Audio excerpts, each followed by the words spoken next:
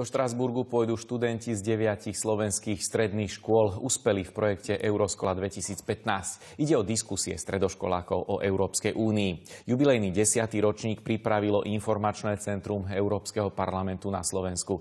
Absolútnymi víťazmi sa stali hneď dve školy.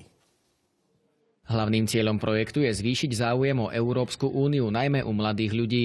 Víťazi aktuálneho ročníka vidia jeden zo spôsobov, ako to dosiahnuť v počítačovej hre, ktorú vymysleli. Stanete sa v nej eurokomisárom a môžete sa podieľať na tvorbe európskej politiky. Napríklad na tej Ukrajine, či nejako začať rozhovory, alebo poslať nejakú finančnú pomoc, alebo je aj taká, že poslať tam bojové skupiny, a potom tá hra vždycky vyhodnotí, tam ide o popularitu, financie a stabilitu.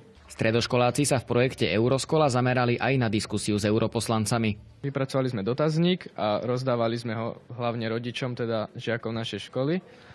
Spísali sme si štatistiky a potom sme toto prezentovali, volali sme si na školu týchto europoslancov, referovali sme im, čo z toho vyplýva. Vysoký pesimizmus tam bol, vlastne nedôvera tým europoslancom. Práce všetkých 27 zúčastnených škôl sa vyznačovali kreativitou a organizačnou schopnosťou študentov. Dokonca sme tam mali aj také inovačné veci, ako napríklad modlenie sa za mier na Ukrajine alebo beh s vlajkami Európskej únie k volebným urnám. Študenti 9 ocenených škôl si zároveň vybojovali pobyt v Štrasburgu, kde si na vlastnej koži vyskúšajú povolanie europoslanca. Pracovné dni Euroškola sa konajú od roku 1990.